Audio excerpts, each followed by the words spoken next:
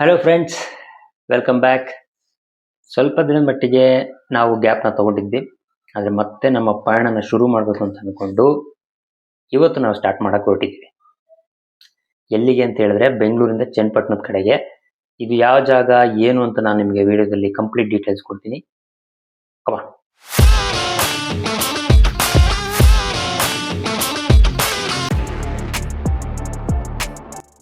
ನಾವಿವತ್ತು ಹೋಗ್ತಾ ಇರೋದು ಚನ್ನಪಟ್ಟಣದ ಹತ್ರ ಇರುವಂಥ ಒಂದು ಫೇಮಸ್ ಟೆಂಪಲ್ಗೆ. ಇದು ಬೆಂಗಳೂರಿಂದ ಸುಮಾರು ಒಂದು 80 ಕಿಲೋಮೀಟ್ರ್ ದೂರ ಆಗುತ್ತೆ. ಇದು ಬೆಂಗಳೂರಿಂದ ಬರೋದಾದರೆ ಎಕ್ಸ್ಪ್ರೆಸ್ ಹೈವೇಯಿಂದನೂ ಬರ್ಬೋದು ಅಥವಾ ಕೆಳಗಡೆಯಿಂದನೂ ಬರ್ಬೋದು. ಚನ್ನಪಟ್ಟಣದ ಹತ್ರ ಒಂದು ಡಿವಿಯೇಷನ್ ಬರುತ್ತೆ. ಸೊ ಅಲ್ಲಿಂದ ನೀವು ಡಿವಿಯೇಷನ್ ತೊಗೊಂಡ್ರೆ ಈ ರೀತಿ ಟೆಂಪಲ್ ಕಡೆಗೆ ಬರ್ತೀರ.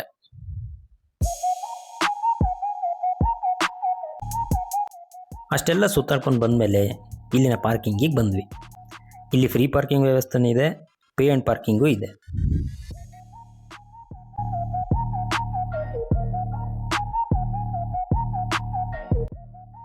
ಇದೆ ನೋಡಿ ಆ ಟೆಂಪಲಿನ ಮುಂದ್ಗಡೆಯಿಂದ ಕಾಣ್ತಕ್ಕಂಥ ವ್ಯೂ. ಇದು ಗೌಡಗೆರೆ ಚಾಮುಂಡೇಶ್ವರಿ ದೇವಿ ಟೆಂಪಲ್.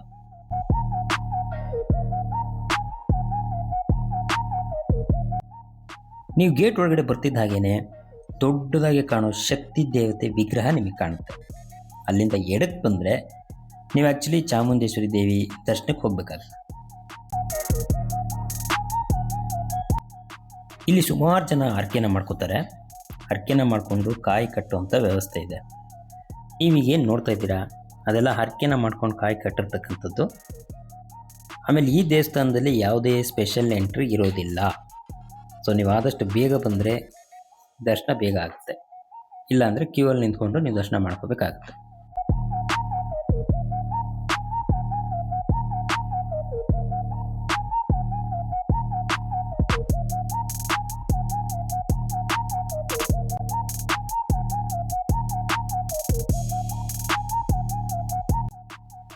ಇದೇ ಅಲ್ಲಿನ ತುಂಬ ಅಟ್ರಾಕ್ಟಿವ್ ಆಗಿರ್ತಕ್ಕಂಥ ಶಕ್ತಿ ದೇವತೆ ವಿಗ್ರಹ. ತುಂಬ ಎತ್ತರದಲ್ಲಿ ಬಹಳ ಚೆನ್ನಾಗಿದೆ.